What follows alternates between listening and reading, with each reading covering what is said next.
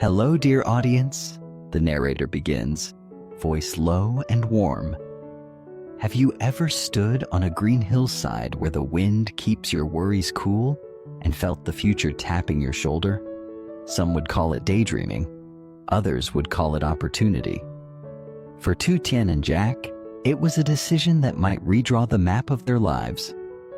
With just enough savings, thin experience, and a love thick with trust, should they play it safe or step into a gamble called Homestay? If it were you, would you stop? Or would you step forward? The story opens on a late afternoon at the farm, where the soil holds the day's heat and dragonflies skim the irrigation channels like tiny silver oars. Tien is in her familiar rhythm, pinching basil leaves, checking the moisture at the roots, noting which rows need extra mulch. The world here is predictable in the way a heartbeat is predictable. Jack arrives in a little fanning of dust, but even before the motor coughs quiet, she sees the change on his face, a brightness, a map folded under his arm, graphite smudging his fingertips. Construction is his second language. Ideas often come to him as angles and beams, as skylines waiting to be lifted. Come, he says, just a walk, not far. They cross the farm's boundary, a fence of bamboo cut clean and tied in twos, and climb to the far side of the hill. The light thins into gold. From the crest, the valley opens like a breath. There are terraces darker than velvet, a stream threading glass between rocks, and beyond it, a tiny market strip where, on weekends, a small but steady river of visitors wanders for local fruits, a zip line, and trails that promise views at dawn. The air is different here, cool even in late dry season, touched by pine and cloud. Jack raises his hand like a surveyor who has just found his north. Here, he says, 2 cottages to start. We keep it small. We keep it human. Tien is quiet a while. She watches a pair of hikers laugh their way down a path, socks tucked into shoes to dry. She knows what she is good at: soil, seed, care. And she knows what she isn't: apps, check-ins, reviews. She says the thought aloud like it might be better behaved if spoken gently. I don't know the business of guests. Jack nods, not trying to sweep the worry away, as if it's a crumb on a table. Then we do the business of learning. I'll take the build, you take the heart. We'll both take the work. Back in the kitchen that evening, they spread the map on the scrubbed wood table. 2 rectangles, simple line shapes, sit like leaves on the slope. One slightly higher, one tucked into a windbreak of shrubs. Jack speaks in sequences: foundations, lightweight frames, a roof pitched enough to throw off rain, good gutters, plinths lifted just above ground for the damp. He talks of water pressure and the small rebellion of wiring, of how a space, if planned, can feel larger than its square meters. Tien listens. Her listening looks like leaning toward him, like underlining in her own mind. She contributes what she knows: the wind's habits, the place where fog rolls down first, the patchy slope that might soak too long after a storm. They make the first deal of many. Build 2, never 3. Open softly. Ask for honest feedback. Change what needs changing. A week later they begin. The morning smell of sawdust and dew, and the hill becomes a careful choreography. Deliveries in the thin light, frames lifted into triangles against the sky, a wheelbarrow squeak like a minor character with a good sense of humor. Jack keeps one eye on the plan and one eye on efficiency. He builds like someone who has repaired broken roofs in midnight rain and wants to spare others that kind of panic. Tien keeps a notebook. The cover is soft and the paper is cheap, but by noon on day 1, it already holds a checklist: sheets, towels, spare towels, a broom that actually catches hair, a detergent that leaves nothing perfumed behind.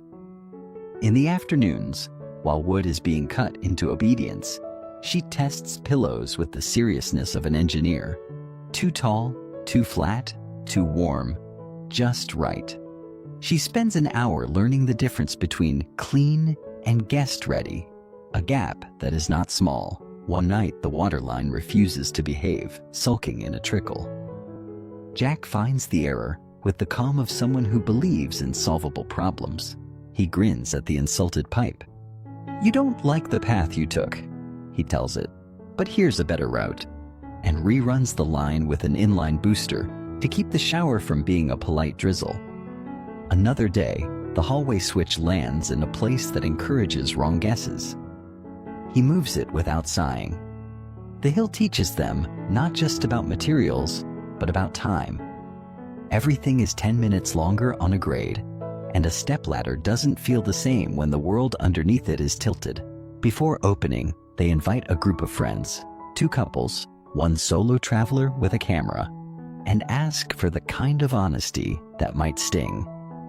They set out tea grown on their own soil, strawberry jam from the punnets stacked at the little weekend market. They tape a small request card by the door. "Tell us what to improve. Tell us where we made it harder than it needs to be." Reviews come scribbled in kind. The view is the kind that slows your thinking. The towels are thirsty. Good. The curtains let morning in too early in the summer months. Not good. The pillows are fine but not excellent, fixable. They sleep on the notes and wake with decisions.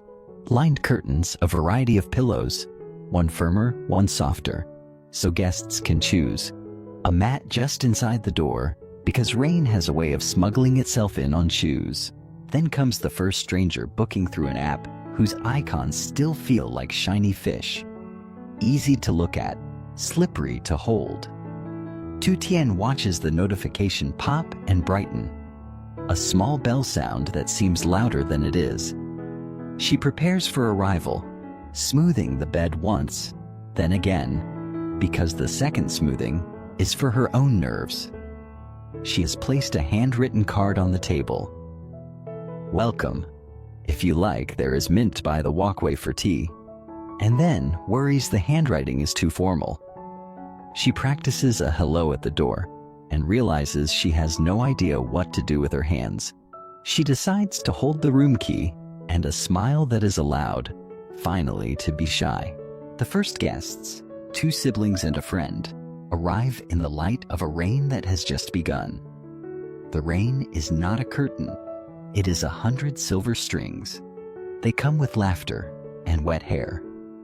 In the first minutes, everything is exactly as planned. The check-in process, the offering of towels, the showing of switches that make sense. Then a corner of the storm finds a weakness in the gutter seam, and rain begins to whisper where it should not, just enough to trouble a rug. A different sort of host might apologize until the apology becomes a weight. Tien fetches a dry rug, eases it into place, excuses herself for one quick moment, and returns with an umbrella and a set of hooks, now installed just outside the door. "For wet coats," she says, and it is a sentence about practical care, not shame. Jack is already making the ladder safe, already on the seam with sealant, already learning the house the way a good friend learns your tells and your jokes. Neighbors, too, have their pace and their opinions. A grandfather on the lane has concerns about noise, about unfamiliar cars at midnight. Jack listens. He brings a basket of guavas by way of apology in advance. He suggests a quiet hours guideline, a parking sign painted by hand, a promise that weekend music will be more hummingbird than rooster. Tien, who spoke not at all at first, starts to speak. They will give to the community fund for the dirt road.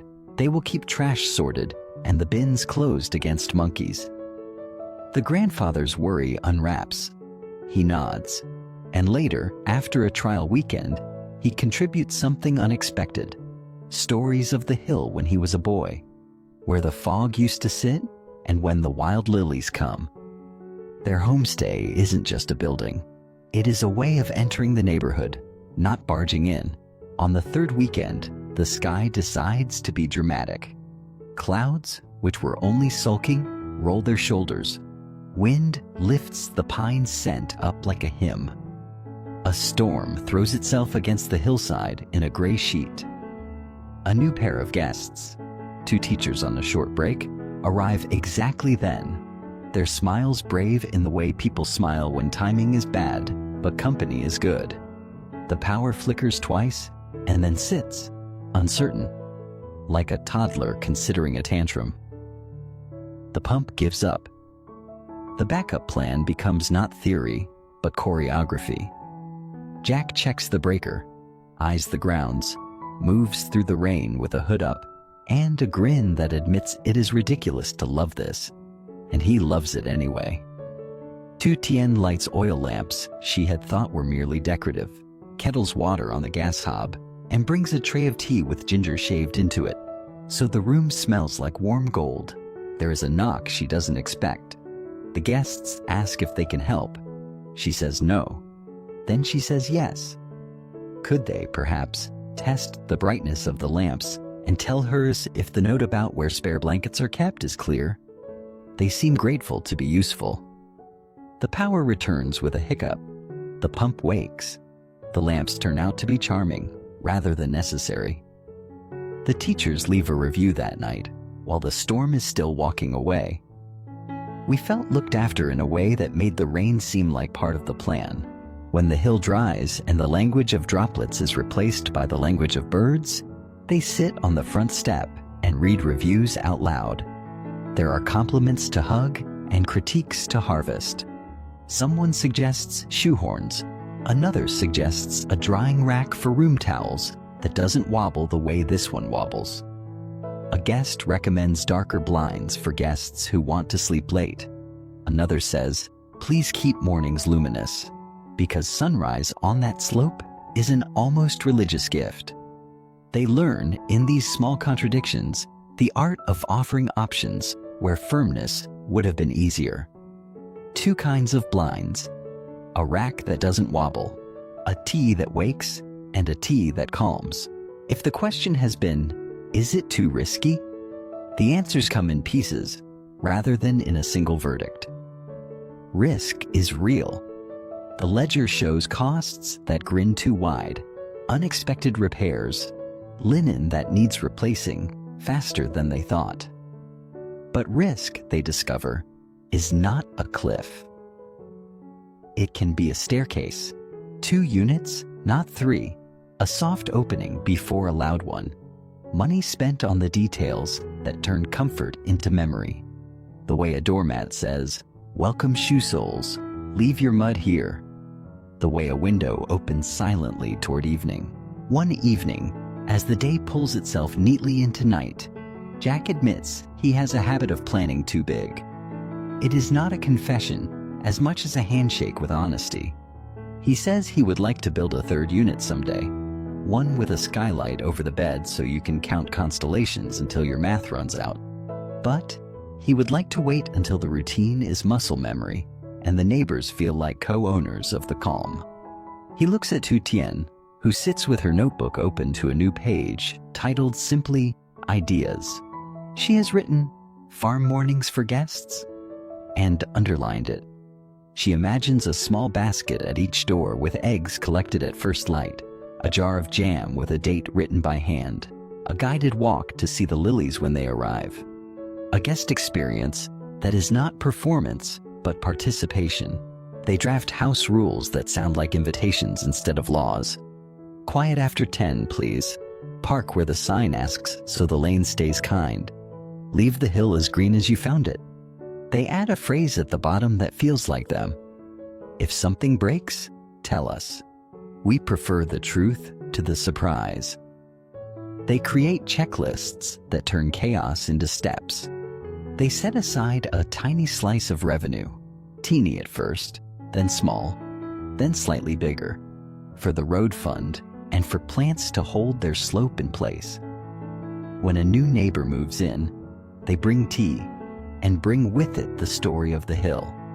The seasoned sermon about wind and gutters, told now in the tone of people who were once preached to and have learned the language themselves. On the morning a booking request arrives in the same minute for both cottages, The email's chime sounds like a bell in a church where celebration is modest. They accept, tidy, double-check, breathe. The guests that weekend leave a note that is not about the view or the pillows or the color of the curtains. It says, "We felt like we were in a home that was still being made, and we liked being part of the making. So was it too risky?" The narrator returns, voice softening as if the hill itself is speaking through him. "The risk did not vanish," he says. "It simply found shelves to live on." Shelves named process. Shelves named neighbor. Shelves named trust. In the ledger's math, there are columns that still bite, and there will be months when the rain will be stubborn and the pump will choose a bad time to sulk again. But there is also the more private mathematics of two people who learned to share worry until it weighed less, who learned that generosity is a form of strategy, who learned that a door opened with intention can be braver than a wall built out of fear. At the edge of the property, the morning glows on pine and fern. A woman in a blue jacket stands with a mug and whispers to her friend, "Listen." They listen. It is just the sound of a day beginning. A dog far off calling the sun to task. A kettle not quite boiling. A broom persuading dust to move.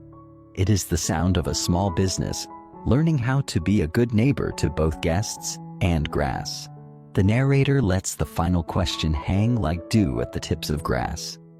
So, dear audience, when you reach your own hillside, maybe not a real hill, but a moment where safety and possibility look you in the eye, what will you choose? Will you stand still and count reasons to fear?